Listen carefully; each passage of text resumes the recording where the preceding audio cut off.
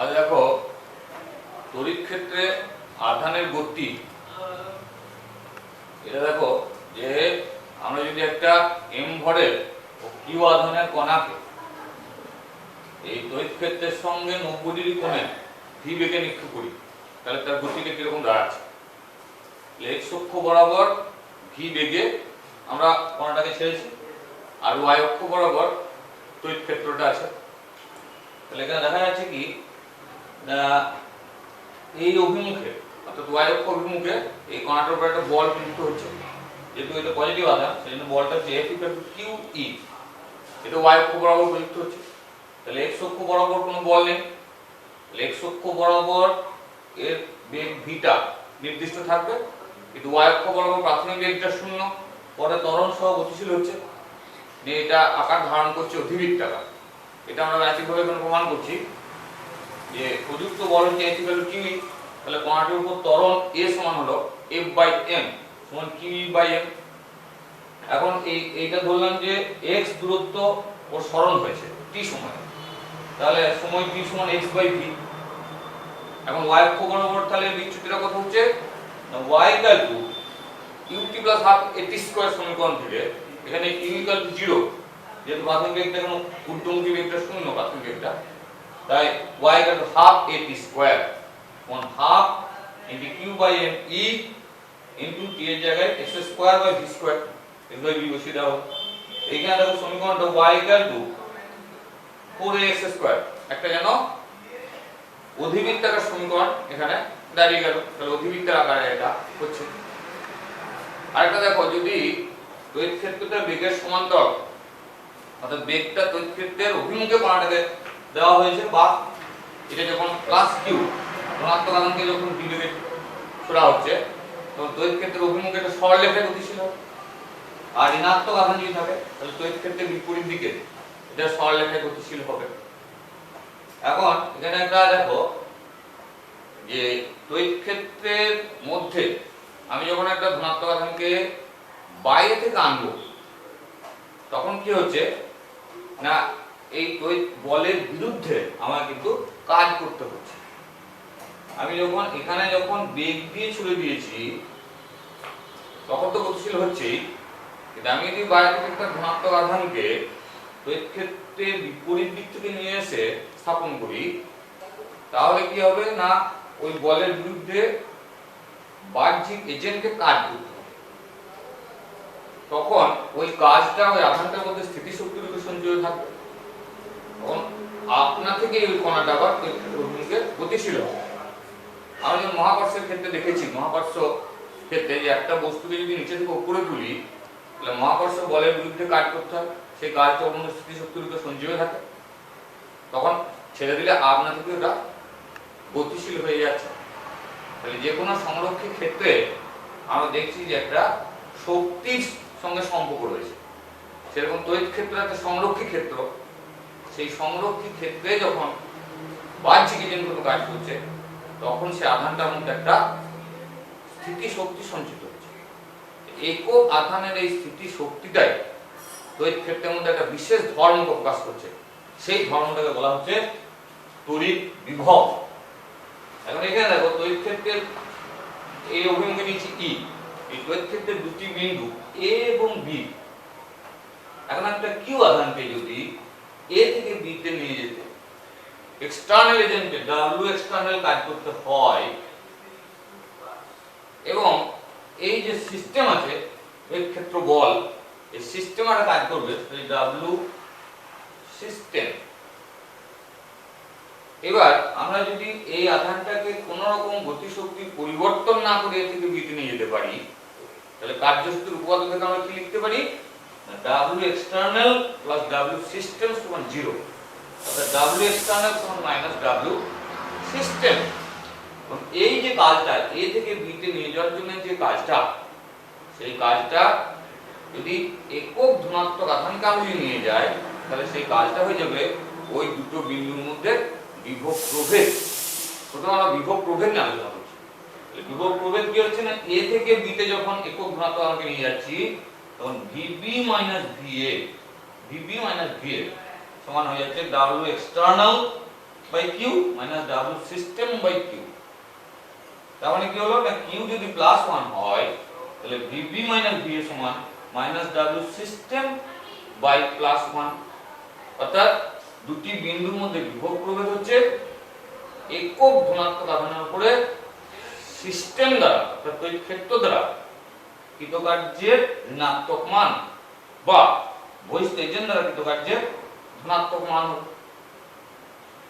এইভাবে দুটো বিন্দুর মধ্যে বিভব প্রভেদ। এখন তড়িৎ ক্ষেত্রের মধ্যে বিভব প্রভেদটাই মূল বিষয়, কিন্তু মনে রাখবে আমরা যখন একটা বিন্দুর তড়িৎ বিভবের সংজ্ঞা দিতে যাই তখন কি হয় না, একটা বিন্দুর বিভবকে আমাদের শূন্য ধরতে হয়। ভিএ এটাকে শূন্য ধরলে তবে তুমি ভিবি পাচ্ছ, ভিবি সমান মাইনাস ডাব্লিউ সিস্টেম বাই +1। এখন এই একটা বিন্দুর বিভবকে শূন্য ধরতে হলে আমাদের ওই পয়েন্টটাকে বলা হয় যেখানে শূন্য হবে সেটাকে বলা হয় রেফারেন্স বিন্দু।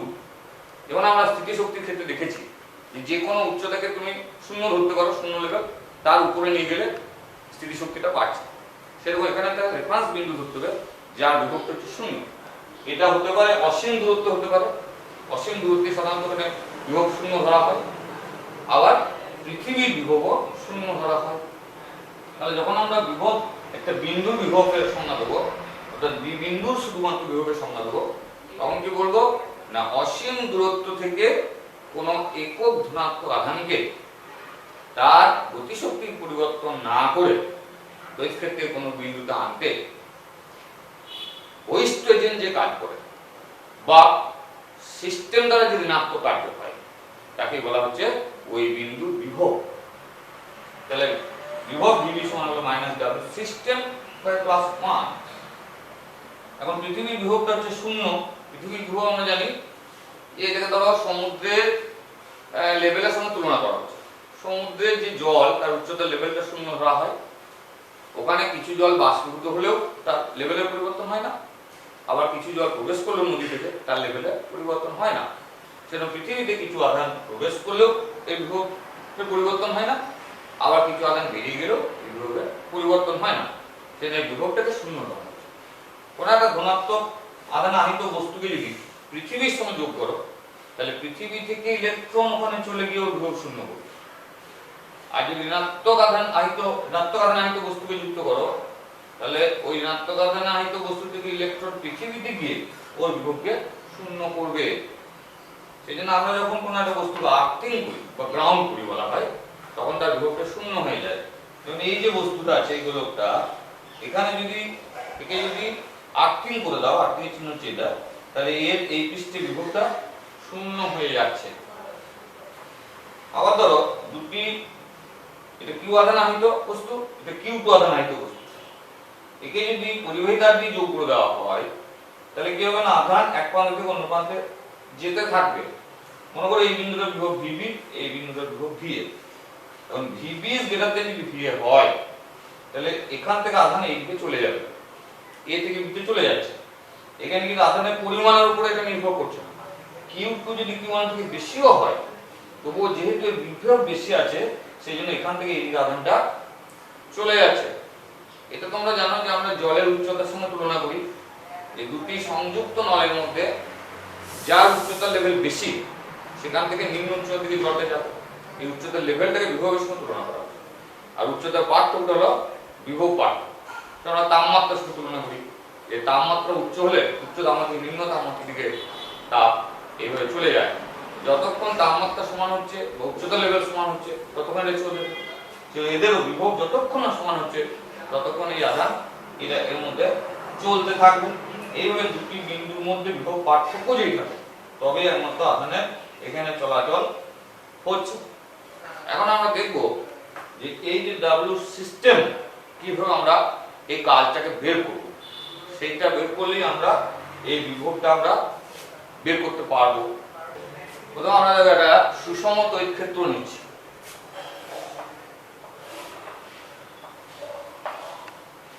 একটা সুষম তড়িৎ ক্ষেত্র নিয়েছি। এর এ বিন্দু থেকে বি বিন্দুতে একটা প্লাস মান আধানকে নিয়ে যাব এই ক্ষেত্রের বিরুদ্ধে।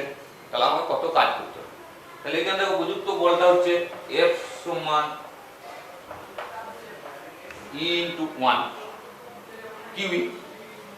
এবার এ থেকে বি তে নিয়ে যেতে কৃতকার্য হচ্ছে W সমান F ইনটু এটা ধরে নাও D, এটা ধরে নাও D।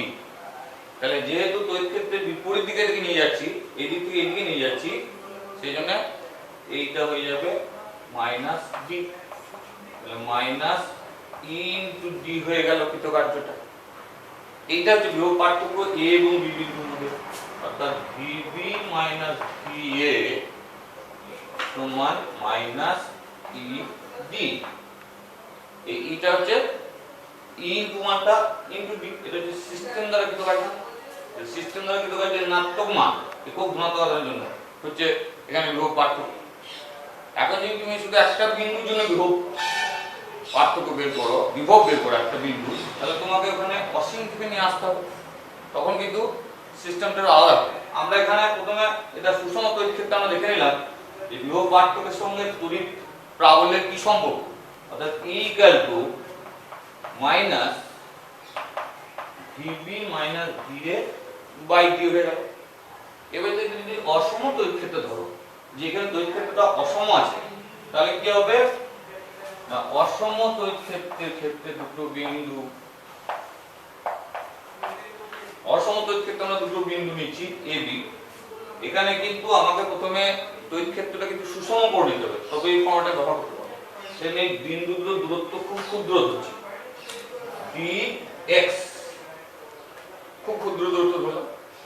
তাহলে কি হবে না, এই যে ই, এই যে ই সমান হয়ে যাচ্ছে এই বি থেকে এ বিন্দু, বি এবং এ বিন্দু বিভব পার্থক্য বাই এখানে ডি করেছি। তাহলে এখানে বিভব পার্থক্যটা ধরে নাও ডিভি, ডিভি অর্থাৎ বি এর বিভব হচ্ছে ভি প্লাস ডিভি আর এ এর বিভব হচ্ছে ভি। তাহলে পার্থক্য হলো ডিভি। তাহলে ই সমান হয়ে গেল, এইটা থেকে আমরা কমপ্লিট করছি, মাইনাস ডিভি বাই ডিএক্স। এটা আমরা এখান থেকে কনক্লুশন করতে পারি, মাইনাস ডিভি বাই ডিএক্স। আবার তুমি কার্য ধরে বের করলেও এটাই আসছে। এটা কি বলছে, ডিভি বাই ডিএক্স টা কি বলছে না, বিভবের নতিমাত্রা, অর্থাৎ দূরত্বের সঙ্গে বিভবের পরিবর্তনের যে হার, সেটাকে বিভবের নতিমাত্রা বলা হচ্ছে। তাহলে বিভবের ঋণাত্মক নতিমাত্রা হলো তড়িৎ ক্ষেত্র প্রাবল্য। এখন দেখো তড়িৎ ক্ষেত্র প্রাবল্য যেহেতু ত্রিমাত্রিক, এটা বিন্দু আধার থেকে তড়িৎ ক্ষেত্র প্রাবল্য চারিদিকে ছড়িয়ে পড়ে, তাহলে তিন দিকে উপাংশ থাকবে। এই উপাংশটা হচ্ছে x উপাংশ, Ex সমান মাইনাস dv dx। সেরকম তুমি y উপাংশ লিখতে পারো, dy সমান মাইনাস dv dy। z উপাংশ লিখতে পারো, Ez সমান মাইনাস dv dz। তাহলে এই তড়িৎ ক্ষেত্র ভেক্টরটা কি হয়ে যাচ্ছে না, আমরা ভেক্টর রূপে লিখব E equal to Ex I cap plus Ey j cap plus Ez k cap। তাহলে হয়ে গেল এই Ex এর মধ্যে দিচ্ছি minus dv dx I cap minus dv dy j cap minus dv dy k cap। এখানে একটা থ্রি ডাইমেনশনাল অপারেটর চলে আসে, থ্রি ডাইমেনশনাল ভেক্টর অপারেটর বলা হয়, ডিফারেনশিয়াল অপারেটর, যেটা হচ্ছে চিহ্ন হচ্ছে grad, del operator, grad del operator minus del del x i minus del del y j minus del del z k। Three dimensional vector differential operator বা del operator. তাহলে E হয়ে গেল minus del V, del V, এটা পরে পড়বে, এটা বলা হয় গ্র্যাড ভি, গ্রেডিয়েন্ট মানে হচ্ছে নতি। অর্থাৎ এটা যদি কোনো সংরক্ষিত ক্ষেত্রে যদি কোনো স্কেলার রাশি তুমি ধারণা নাও, তাহলে সেই স্কেলার রাশিটার নেগেটিভ গ্রেডিয়েন্ট, স্কেলার রাশিটার ঋণাত্মক gradient, negative gradient of the scalar quantity, এটা হচ্ছে ওই ভেক্টর, তড়িৎ ক্ষেত্র প্রাবল্য, এই ভেক্টরটা তুমি পেয়ে যাচ্ছ। এবং তোমাকে কোনো তড়িৎ ক্ষেত্রে একটা বিভবের মান বললো যে v ইকুয়াল টু 2xyz, তখন তুমি কি করবে না, এই যখন ক্ষেত্র প্রাবল্য বের করতে হবে তখন এটা তিনটে উপাংশকে বের করে নিতে হবে প্রথমে। Ex সমান minus del V del X, এটা পার্শিয়াল ডিফারেন্সিয়েশন, শুধুমাত্র x এর হবে, বাকি ধ্রুবক থাকে, মাইনাস 2yz, y হবে মাইনাস 2xz আর ez হবে মাইনাস 2xy, তাহলে টোটাল ইটা হয়ে গেল মাইনাস 2 কমন নিয়ে নাও yz I plus xz j plus xy k। এইভাবে তোমাকে তড়িৎ ক্ষেত্র বর্গটা বের করতে হবে। এই যদি মান দেওয়া থাকে তাহলে মড নিয়ে এর মানটা বের করে নেবে। এবার আমরা তড়িৎ বিভবের এককে চলে যাব। দেখো এককগুলো কি কি হচ্ছে, সিজিএস পদ্ধতিতে স্ট্যাট ভোল্ট, স্ট্যাট ভোল্ট কি হলো না 1 স্ট্যাট ভোল্ট সমান 1 আর বাই 1 ইএসইউ, অর্থাৎ এক ইএসইউ ধনাত্মক আধানকে অসীম থেকে ওই বিন্দুতে নিয়ে আসতে যদি 1 আর কাজ করতে হয় তাহলে ওই বিন্দু বিভব হবে 1 স্ট্যাট ভোল্ট। এটা অনেক বড় একক। আর এসআই পদ্ধতিতে এটা হচ্ছে ভোল্ট, 1 ভোল্ট সমান 1 জুল বাই 1 কুলম্ব, তাহলে প্লাস 1 কুলম্ব আধানকে অসীম দূরত্ব থেকে ওই বিন্দুতে আনতে যদি 1 জুল কার্য করতে হয় তাহলে সেটা হয়ে যাচ্ছে 1 ভোল্ট। এবার ধরো এখানে সম্পর্ক বের করে দিচ্ছি, 1 ভোল্ট সমান 10 টু দি পাওয়ার 7 আর by 3 into 10 to the power 9, এটা হলো স্ট্যাট কুলম্ব, স্ট্যাট কুলম্ব। তাহলে কি দাঁড়ালো না 1 স্ট্যাট কুলম্ব, 1 এটা হলো স্ট্যাট ভোল্ট হয়ে গেল, তাহলে 1 স্ট্যাট ভোল্ট সমান 300 ভোল্ট, একবার স্ট্যাট কুলম্ব স্ট্যাট ভোল্ট, আর এই 300 তাহলে 1 স্ট্যাট ভোল্ট সমান 300 ভোল্ট হয়ে যাচ্ছে। আর এটা হচ্ছে ইএমইউ বিভব, অর্থাৎ এক ইএমইউ আধানকে ওই বিন্দুতে আনতে যদি কার্যটা 1 আর ডি হয় তাহলে সেটা বলা হবে 1 ইএমইউ বিভব। তড়িৎ ক্ষেত্রের যে আমরা সম্পর্কটা পেয়েছি equal to minus DV DX, এটা মডটা ধরো পজিটিভ, এখান থেকে তড়িৎ ক্ষেত্রের একটা নতুন একক পাচ্ছ, এসআই পদ্ধতি দেখো ভোল্ট পার মিটার।